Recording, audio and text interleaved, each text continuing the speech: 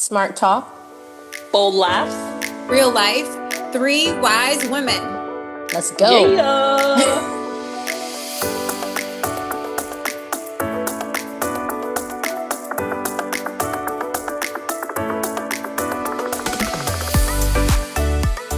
Okay. Hello, everyone. Welcome back to the Three Wise Women podcast. We are so excited because we have a special guest with us today.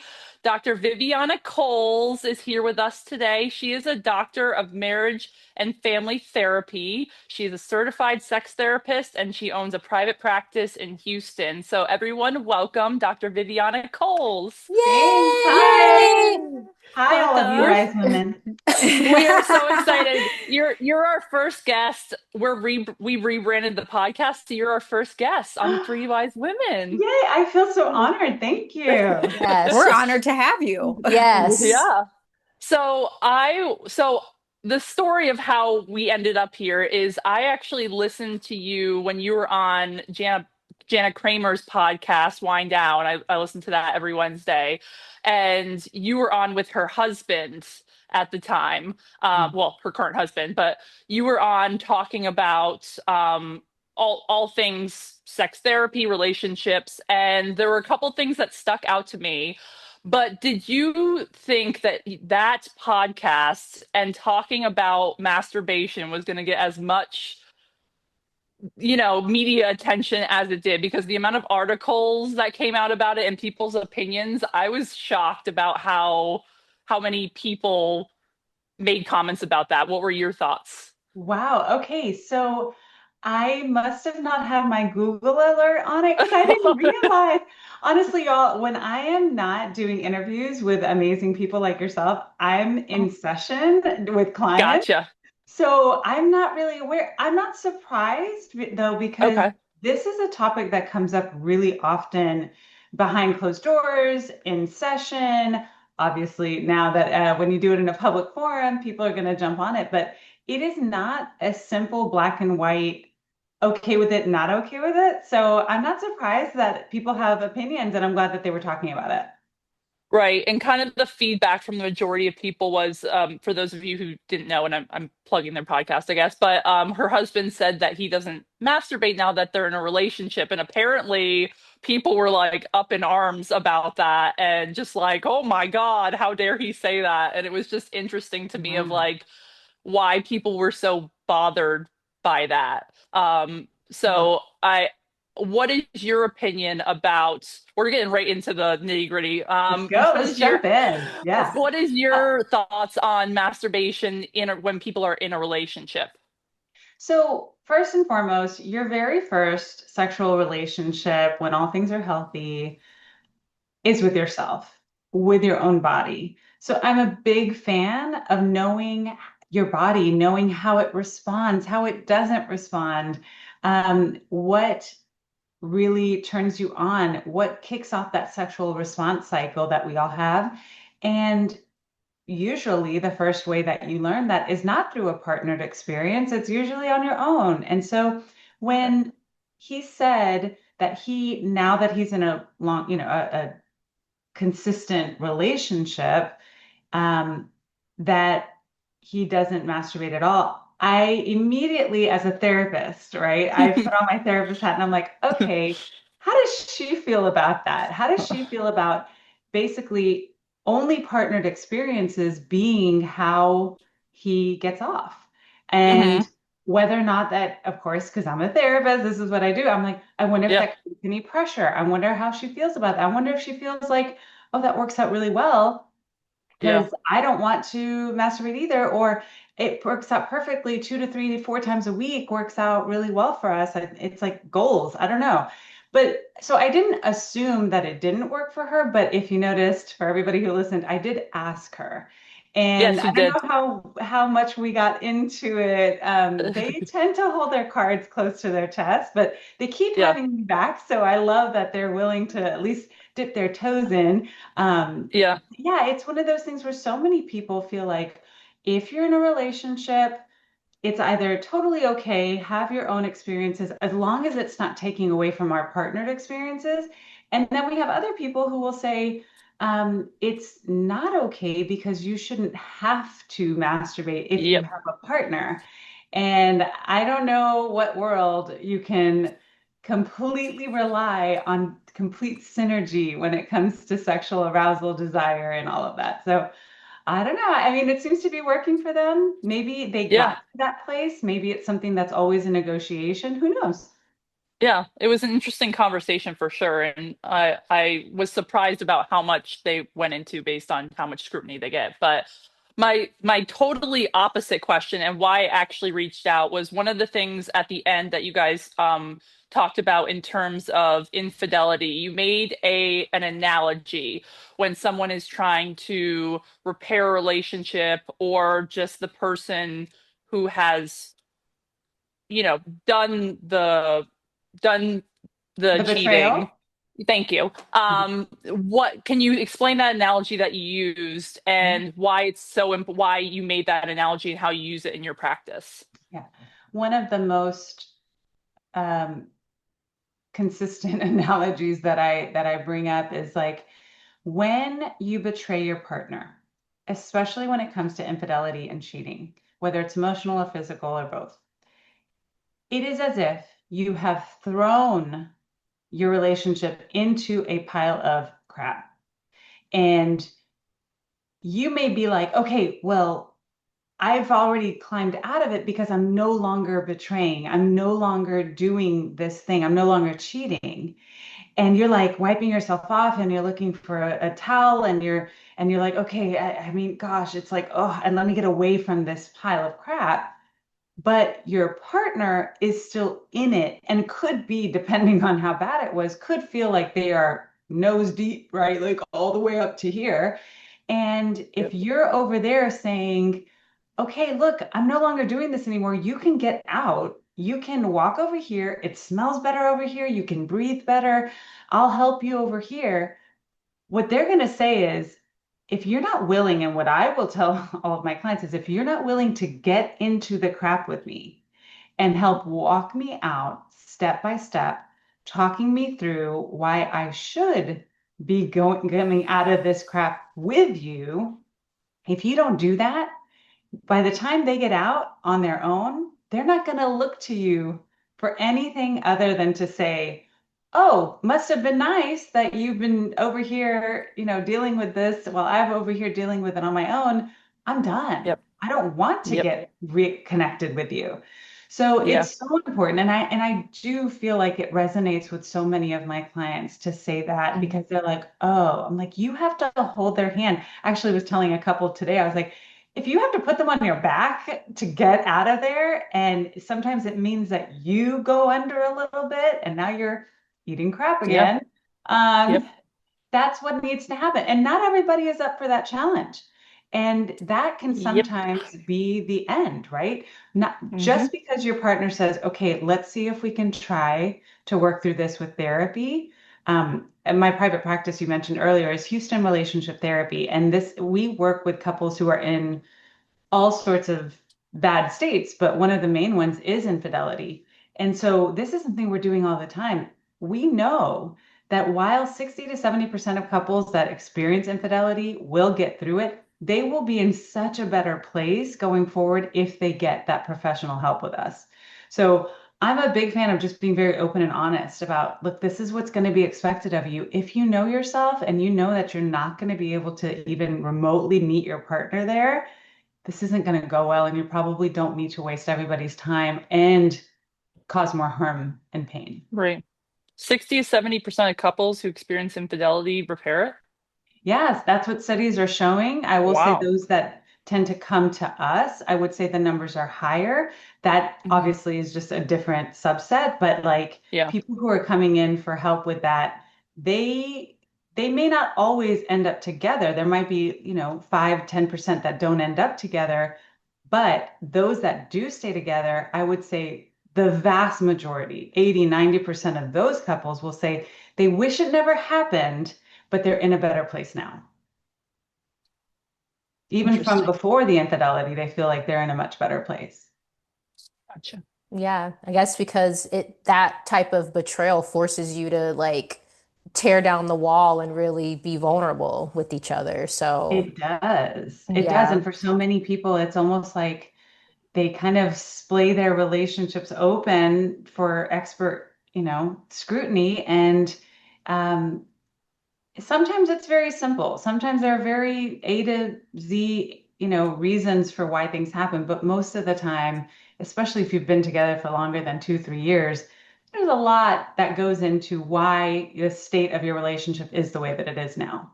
Yeah. That makes a lot of sense. Before we, I guess, switch gears and talk about your book, I do have to just pull over a second and talk about Married at First Sight. Yeah. Yeah. How did you become like interested or approached for the show? How did you become a part of it? Yeah. So for the longest time, I was doing a ton of local press and expert appearances here in Houston, which is a huge market. It's not like Hmm. local sounds so small, but Houston is Houston humongous. is huge. Yeah, Houston is huge. So I was having a great time doing all that. I found that I really enjoyed that sort of spotlight and I love thinking on my feet and it's just a lot of fun. I mean, that it's one of the reasons I say yes to so many podcast interviews because it is fun to talk about these things and I am Yeah. kind of lonely at times. At in sessions it's like, okay, and then I can't really often talk about this. I'm not going to talk about it a lot at home. I've been married for 18 years. My husband's like, look, he's like, you don't need to bring the drama home, and I respect him. Exactly. But being able to talk about it with people who are genuinely interested, I'm like, oh yeah, this is really interesting, And Mhm. so doing that for so long, and then having a lot of television experiences and recordings it was years, but I finally said, I wonder what would happen if I actually sought out a position versus waiting for Hmm. production companies to come and talk to me like they had been, but nothing would come of it. And so I Right. immediately was like, who's out there with shows that I actually like and believe Hmm. in? Um, and I reached out to Kinetic Content, and with it, like that happened, I want to say like on a Tuesday, I sent my resume, I sent my curriculum vitae, I sent even like a little reel of 3 minutes of videos of me talking about stuff on TV, and I was like, hey, if you ever need an expert, this is who I am. Let me know. And the next day, they were like, oh my gosh, absolutely, we Oh love my You God. everything you literally showed us. created your own position, like, made yourself I was like, you will a know me. spot. I love that. That But is it so wasn't amazing. until 2 years later that the position happened with Married at First Sight. So don't Oh, give up, guys. That's what I'm going to tell you. If you feel like you have a calling to do something that maybe a lot of people wouldn't do, and it's just something that you feel like really furthers your own mission, whatever it is that you do, let people know who you are and get out there because you just never know. yeah. I That's love that. amazing. That's amazing. So having worked on the show, like I said, I watched the first season that you were on there because I'm a little vain and it was in Charlotte and that's where I'm from. So I was like, let me Yes. Oh my see gosh, who I these know. people Season are. nine, season nine. Yes, and it was, I think during COVID when I watched it, I think it actually was on Netflix. So I binged it and I thought obviously you were amazing and gave such great practical advice. And it was a lot different than the other shows that I've watched from Kinetic Content, like Love is Blind. I'm like, every show needs a doctor, needs somebody who can like actually sit these people I down and I talk to will them. I volunteer as tribute. Like people need that. So with that being said, like in this kind of like dating show, marriage reality show zeitgeist that we're in right now, what has been your experience in your daily practice about how the culture that we're in now for dating and marriage, how that affects like the people you see in real life? I think it is getting harder and harder to date, quote unquote, in the wild. That's what we're now calling it when people just Marcy. meet out in person, right? It's getting harder and harder to believe that you're not getting catfished, that you're Mm, not getting dogfished, that it's not, that it's like, it's really hard to just believe what's out there. And when most people are dating online, they now don't even know if they're talking to a real person.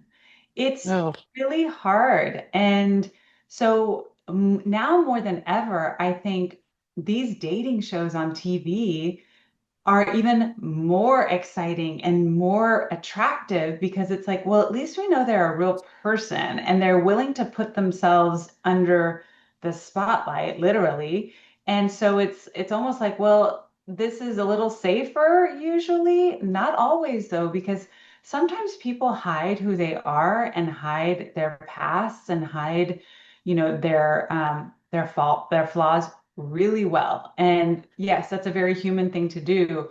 But I'm like, if that's the case, don't do this sort of thing. Like get yourself worked out through therapy and get Yes. get some help, Please. right? Like this is not the place to work on yourself in that way, right? We can No. only do so much.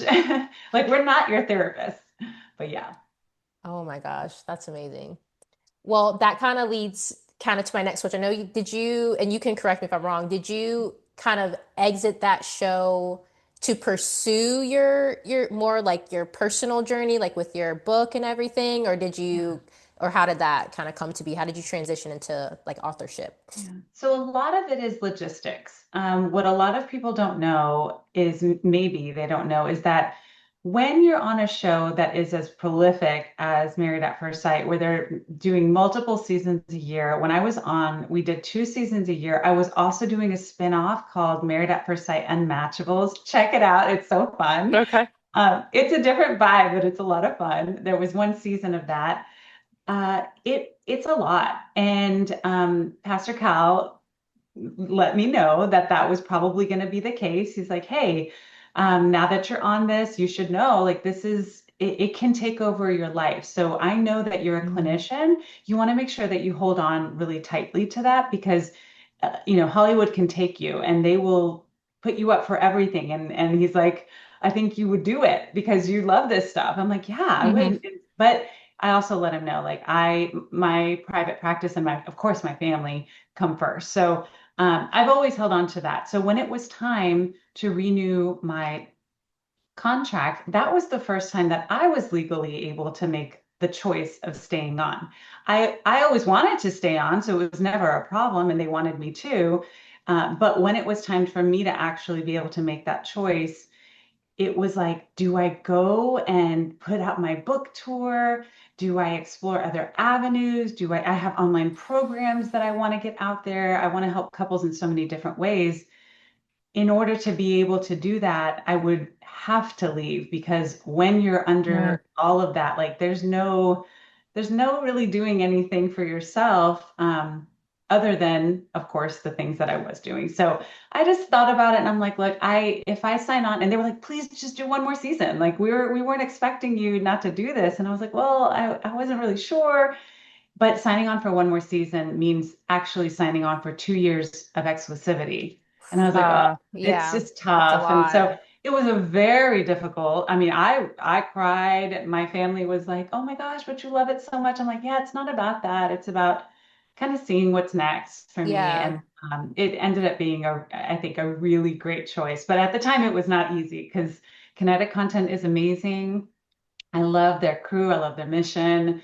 My experience has always been like they just let me do me and be me, and that's kind of like the bar now is can I just be me, and if I can, I'll do it. Yeah, that's Awesome. amazing. Yeah.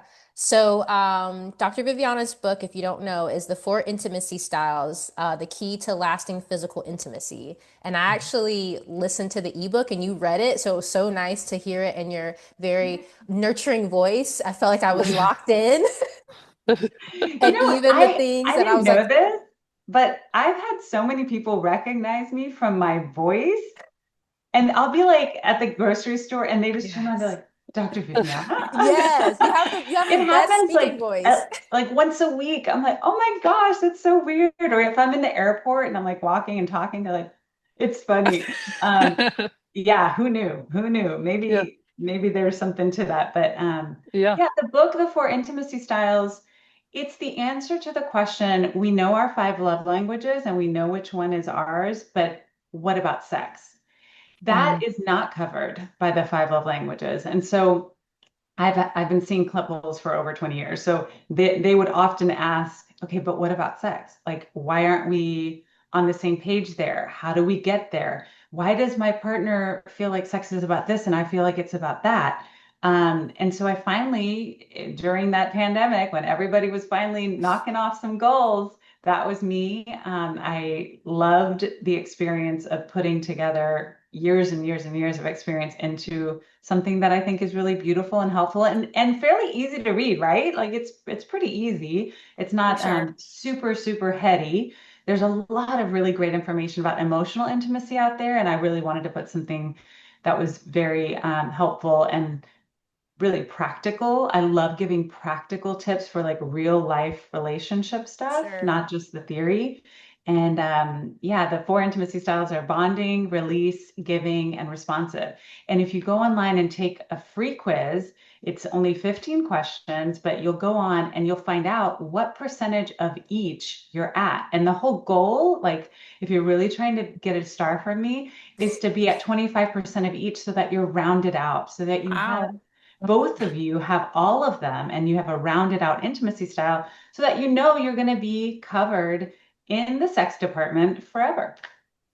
That's so interesting that you mentioned that because we all took the quiz just as part of our Nice. homework. Yeah, before we Yeah, started the I'm podcast. so So, interested. Do you want to yes, share? Are you going to share? All I can different, share. all Yeah, we Yeah, were all Marcy, different. yeah, Marcy, you I share. have it pulled up. So mine's 47% giving, 27% bonding, 13 release, 13 responsive, but Okay. majority giving, which was kind of surprising for me. But I felt like as I was looking at the questions, as I was reading the questions, it was dependent upon also, which was one of my questions that I wanted to ask you, where I was in my cycle. Because I know that if I'm ovulating and if I'm in a certain phase in my cycle, I tend to be more pursuing and tend to Yes. be, more Yes. in that route versus like Mhm. if I'm in different, parts of my cycle, menstrual, Yeah. like if I am on my period, I am not giving at all. I need to be pursued with a high level of like return on my investment on that. And so I'm curious, for a woman, based on her flow and her cycle, like does it shift? Does it change? That sort of thing. Yeah. So for some women, it is a very clear shift in where their sexual energy goes, depending on where they are with their cycle. Like you've probably often heard that there are some women who can feel when they ovulate. And then there are other hmm women who are like, my period surprises me every time. Everybody's different.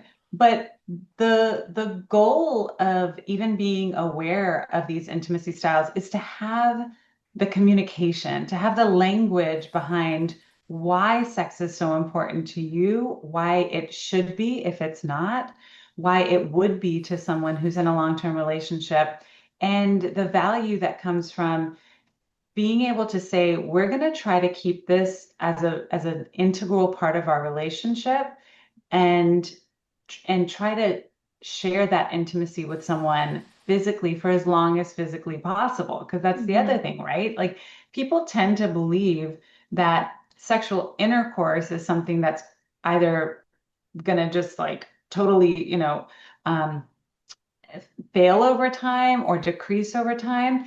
And maybe sexual intercourse isn't ever the goal for a couple, but most of the time people will say to have that shared physical experience with one person if you're in a monogamous relationship.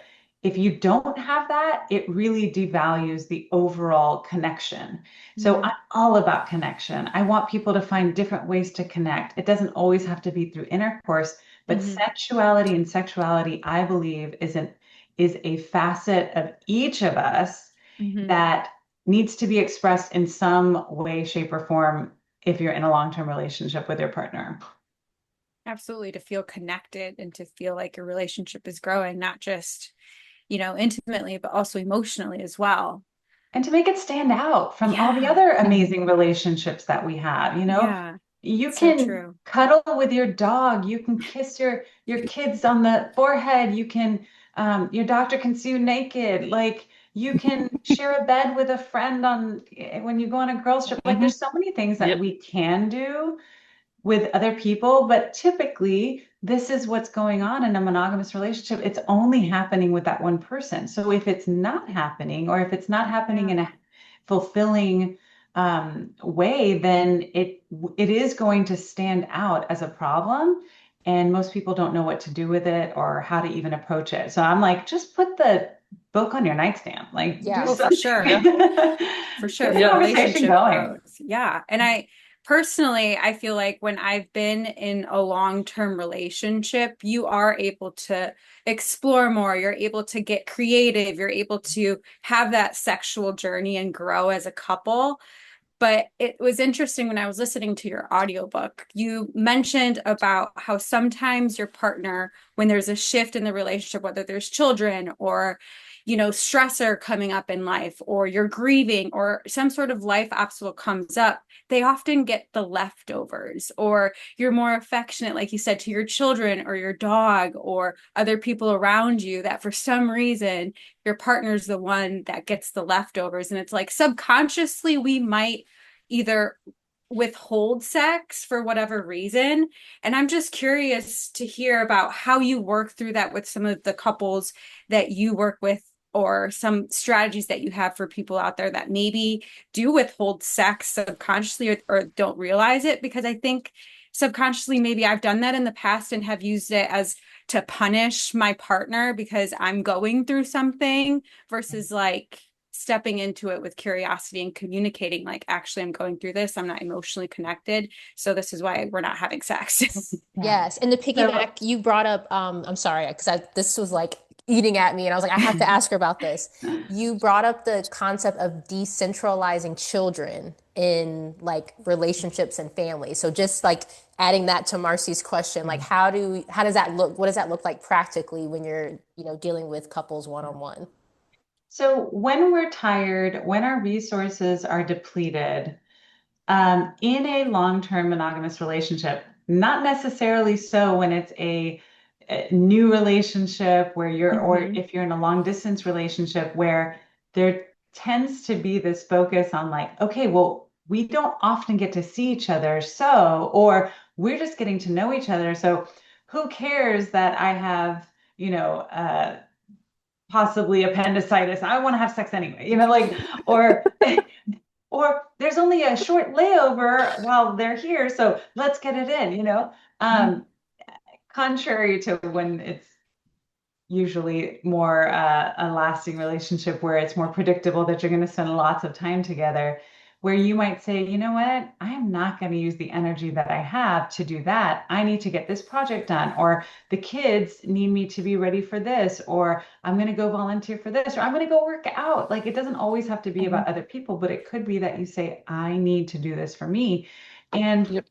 the problem with that is when it's happening all the time and your partner and your sexual experiences and your sexual relationship with their partner is always put on the back burner, that it only happens on vacation, if that it only, happens what anniversary, birthday, Christmas is what people say, ABCs.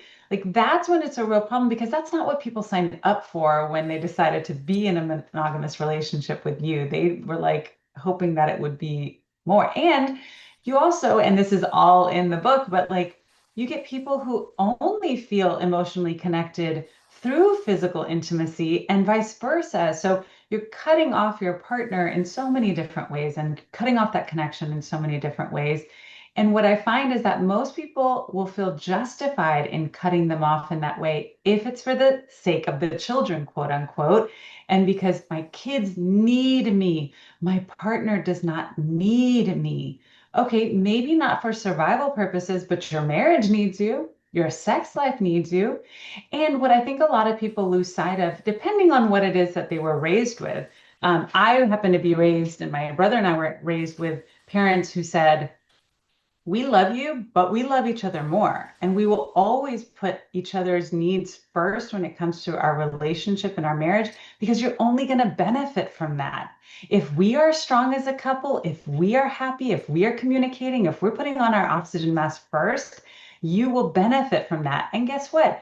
You'll see that, and then you'll be more likely to have a healthier relationship when you grow up.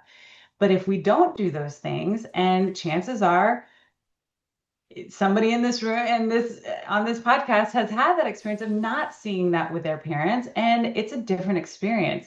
And that's the only, I mean, they're still married. My husband, his parents are, still married before his dad passed. Like, so we've only had those experiences. Now, obviously, I see it all the time in therapy where couples do not prioritize their relationship first, thinking that it's the right thing to do because the kids need you. The kids need you to be Right. happy. The kids need you to be healthy. The kids need you to put each other first so that they can have an even more amazing experience of this life. Even if you're not interested in giving them that example of a happy, healthy couple, they're going to experience a better life because of it. Absolutely. And just like there's been a shift in parenting and there's been all of these shifts, like I grew up personally very Catholic and talking about sex and masturbation was just very taboo. And even in my early 20s, thinking about how there's sex therapists, there's pelvic therapy, there's different types of therapy for everything. If I were to tell my mom that I still go to therapy and I benefit from it. It's like, why you're crazy. Why do you need, you're not crazy. You don't Yeah, need to like go to literally, therapy. literally Yeah. thinking there's something really wrong with you. Right. And so I completely respect the work that you do. And I'm curious to what inspired you to follow this taboo career path because I mean, it's becoming more normalized. More people are talking about sex and it's becoming more normal. But what inspired you to pursue this career path? Um, I have to, I mean, it's been since such a young age. My husband and I, we were not together this whole time, but my husband and I, who have been married for over 18 years, we met and we were each other's first love, first kiss. I was in sixth grade, he was in seventh Oh, grade. Oh my And God. I don't know how to like explain how that happens, but I just remember thinking like, oh my gosh, like this is love. Like this is for real Oh, love. yeah. And this was back no phones, no cars, like we were young. So it didn't, we were able to have that time apart to have our own lives and to grow up. But it really left a mark on me. I remember thinking like, oh my gosh, to have this feeling of like just wanting the best for someone else, of being enamored of them, of like having all the feelings. I remember thinking like that's a really powerful thing. And then I also saw it, my parents, they're super affectionate growing up there. I mean, it wasn't like get a room, but it was certainly like, okay, well, they're into each other, right? hmm. The So love I was just there. remember thinking like it's such an important part of relationships. So when I started trying to figure out what kind of therapist I wanted to be, it became very clear that like my experience of having other girls at an all girls Catholic school, by the way, asked me about like what was it like having a boyfriend? Because I typically had a boyfriend, and what's that like? And what do y'all do? And what should I do? And my boyfriend's doing this, and his family's saying this, and so it just was something that was always in my arena. I just didn't know it was a profession. And then once I realized it was a profession, I was like, well, let's see what this is like. And because I was studying for my doctorate and my master's in Florida, Florida is the only state that requires that if you're going to say that you do sex therapy, you have to become certified. So otherwise, you Oh. can just do like one class and that counts and you can do sex therapy. So over there, it was like, oh, if I'm going to do this, might as well be ready in case some couple wants to talk about sex. Like I might as well know what I'm talking about. And it wasn't until I moved back to Houston and I put it on my card that I just started getting inundated with clients. And I still am to this day. I see 20 plus, 30 plus hours a week of couples that are really wanting to get this help. And it was like, so in that way, it came to me. But I think a lot of that had to do with just the timing was right. In Houston at the time, there were Absolutely. only three of us who were marketing ourselves as sex therapists and Yeah. relationship therapists as well. And I was the only one under like 60. And I think a lot of people, they would come in and see me and be like, okay, I feel so much more comfortable talking to you Yeah, now for because sure. We're in the they same were generation. very Like, I like don't they want to were talk to my very parents. educated and they had so much experience, but they felt like they were talking to their grandmothers. And I'm like, well, Oh, that doesn't mean that they're not helpful, but they're like, no, we want to talk to you. And Yeah. I still find, even though, okay, now I'm getting older, now I'm in my early 40s, and I just feel like I still love what I do so much. I think it's still so important. So much so that I have a program called the National Sex Therapy Institute trying to help other clinicians to become certified sex therapists. And I've Oh, since that's amazing. 2011. Like I want there to be so many people doing what I do. And I'll announce it here. Vivid Professionals is now a new program that I'm launching very soon to help people who also want to be in the public space, who want to be in media, Oh, talking about relationships, sex, and how to yes. like get a book out there and do all these things because everyone needs the help. There are not enough Yes. of us out there. There's so many people who are struggling in relationships, and then you never know if you're going to be that person that really changes things for them. That's You awesome. really Yeah. are. That's And your awesome. passion. Congratulations. Yeah. Thank you. Yes. Yeah, I love your I stay energy and your busy. I passion. stay You busy. are very busy, Dr. You are Viviana. very busy. Well, one thing that I wanted to get in because it's a new venture for you that you're doing Nick Cannon at nights. Ah. How I wanted to it's just I watched a couple and it's very entertaining and I love the conversations you guys have, but how did you get involved in that? Oh my gosh. Okay, talk about like forcing myself. No, like I have no shame. I feel like you better shoot your shot because you just never know who's gonna catch it, right? Yeah. Um, so I feel like with Nick Cannon, it was a long story, but I'm gonna go with this one. Wondery, which is the company that they're working through and who's distributing this podcast, I have been talking to for years because I am very, very picky. I have, as y'all know, it is very difficult to put on a podcast that people will actually listen to and that you want Yes. to show up to do regularly. And Hmm. because I value my time so much, I have been very picky. And as y'all know, as of right now, I do not have a podcast. I would prefer Right. to talk to other people on theirs, which is why I stay so busy with that. But with Wondery, I have absolutely loved their team. I've loved the way that they think about how to put out really quality podcasts. Um, I've been working on something, and the idea that I wanted to do originally ended up morphing into this late night thing. And they're like, "Hey, we know of somebody who's doing that. You want to be a part of it?" I said, "Sure." Why not? So I'm having such a good time. He is the consummate professional. He is hilarious. He is open. He is just so great to talk to. And the guests that he's had on alongside us, Yes. the experts, have been so game for everything. And you can just tell that it's because of his amazing relationships with them that they're just like, we're going to let it all out. So, yeah, I I mean, love for that. me, I'm in LA anyway, in and out. I'm licensed there, so I Okay. see clients there. I'm in New York, so I do stuff in New York. I'm licensed Yeah. there. So it just worked out really well, and I'm really enjoying it. I hope to I be love back it. for the next season whenever that happens. We'll see. Yes. Yes, I love it. Yeah. As we wrap up this session and the podcast, what piece of advice would you give your younger self? Oh my goodness. Um, I can't say start earlier because I started as early as I could. I graduated early. I did all the things.